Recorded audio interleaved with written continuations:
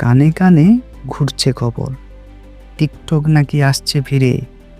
Net দুনিয়ায় শোরগোল, আর শোরগোল সারা ভারত জুড়ে। কতদিন ধরে এই তামাশা দেখতে হবে রোজ, তাই একটুখানি পড়াশোনা করে শুরু করলাম খোঁজ।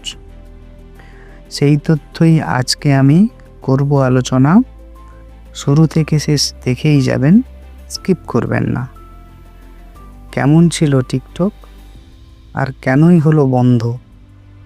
ইন ফিউচার ফিরে আসার আছে কি কোনো বন্ধ?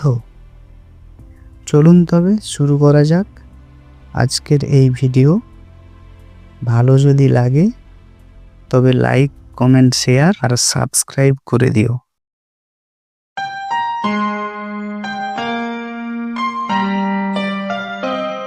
আসুন তাহলে প্রথমেই জেনে নিই টিকটকের ইতিহাস সম্পর্কে। টিকটকের মূল কোম্পানি হলো বাইটড্যান্স, যা 2012 সালে প্রতিষ্ঠিত একটি চীনা টেক কোম্পানি। চীনে তাদের সবচেয়ে জনপ্রিয় অ্যাপের নাম ডোইন, আর এর আন্তর্জাতিক সংস্করণই হলো টিকটক। বর্তমানে বাইটড্যান্স বিশ্বের অন্যতম বৃহৎ সোশ্যাল মিডিয়া কোম্পানি হিসেবে পরিচিত। টিকটক ছাড়াও তাদের জনপ্রিয় অ্যাপগুলোর মধ্যে রয়েছে ক্যাপকাট, হ্যালো, লার্কের মতো অ্যাপ। কোম্পানির প্রধান কার্যালয় বেজিংয়ে হলেও তাদের অফিস আমেরিকা, ইউরোপ, এশিয়ার বিভিন্ন দেশে ছড়িয়ে রয়েছে। টিকটককে ঘিরে বিভিন্ন বিতর্ক থাকলেও এটি অস্বীকার করা অসম্ভব যে বাইটড্যান্স ডিজিটাল বিশ্বে একটি বিশাল প্রভাব ফেলেছে। ভারতে কিভাবে এসেই জনপ্রিয় হলো টিকটক, চলুন জেনে নিই ভিডিওর পরবর্তী অংশে। 2018-19 সাল নাগাদ ভারতে টিকটক তুমুল জনপ্রিয়তা লাভ করে। ছোট ছোট ভিডিও বানানো, নাচ, গান আর কমেডি সব কিছু মিলিয়ে এটি মাত্র কয়েক মাসের মধ্যেই দেশের সবচেয়ে বেশি ডাউনলোড হওয়া অ্যাপের তালিকায় চলে আসে। গ্রামের সাধারণ মানুষ থেকে শুরু করে শহরের তরুণ তরুণী সবার হাতে হাতে চলে আসে টিকটক। অসংখ্য মানুষ এই প্ল্যাটফর্মে রাতারাতি তারকা হয়ে উঠেছিলেন। ভারত ছিল টিকটকের একটি বিশাল বড় বাজার, যেখানে ব্যবহারকারীর সংখ্যা ছিল প্রায় 200 মিলিয়নেরও বেশি। এর জনপ্রিয়তার প্রধান কারণ ছিল এর অনন্য অ্যালগোরিদম, যা ছোট বড় সব ক্রিয়েটরের ভিডিওকেই সমানভাবে তুলে ধরত মানুষের কাছে। এখন প্রশ্ন হলো, কেন ব্যান হলো ইন্ডিয়াতে টিকটক? 2020 সালের 29শে জুন ভারত সরকার হঠাৎ করেই টিকটক সহ 59টি চীনা অ্যাপ বন্ধ বা নিষিদ্ধ করে দেয়।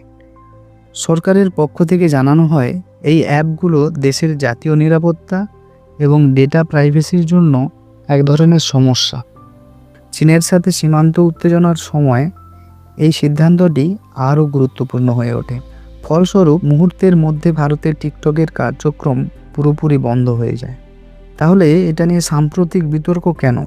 রিসার্চ করতে গিয়ে দেখলাম, সম্প্রতি কিছু ব্যবহারকারী লক্ষ্য করেন যে চলতি মাসে ভারতে হঠাৎ করেই টিকটকের ওয়েবসাইট খুলছে। এর ফলে অনেকেই মনে করতে শুরু করেন, টিকটক কি তবে ভারতে ফিরে আসছে? কিন্তু পরে টিকটক কর্তৃপক্ষ জানায় এটি কেবল একটি নেটওয়ার্ক গ্লিচ। একই সাথে ভারত সরকারও স্পষ্ট করে জানিয়ে দেয়, টিকটকের ওপর থেকে নিষেধাজ্ঞা এখনও তোলা হয়নি এবং নতুন করে কোনো অনুমতিও দেওয়া হয়নি। ভারতের আইটি মন্ত্রণালয় এই বিষয়ে তাদের অবস্থান একেবারেই স্পষ্ট করে দিয়েছে। তারা জানিয়েছে, টিকটকের উপর থেকে নিষেধাজ্ঞা তুলে নেওয়ার কোনো পরিকল্পনা সরকারের নেই। তাই যত গুজবই ছড়াক না কেন, আপাতত টিকটককে দেশে ফিরিয়ে আনার কোনো আগ্রহ সরকারের নেই।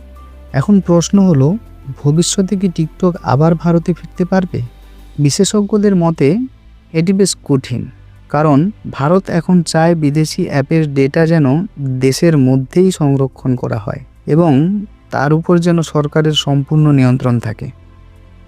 যদি বাইটড্যান্স ভারতের সাথে কোনো বিশেষ পার্টনারশিপ করে এবং ডেটা লোকালাইজেশনের নিয়ম মেনে চলে, তবেই হয়তো ভবিষ্যতে টিকটককে ভারতে ফেরানোর একটা ক্ষীণ সম্ভাবনা থাকবে। তবে এখন দেশীয় অ্যাপ যেমন মজ, জোশ, চিঙ্গারি এবং আন্তর্জাতিক app Instagram Reels, YouTube Shorts যেভাবে বাজার দখল করে নিয়েছে, তাদের টিকটকের জন্য আবার জায়গা করে নেওয়া বেশ কঠিন হবে।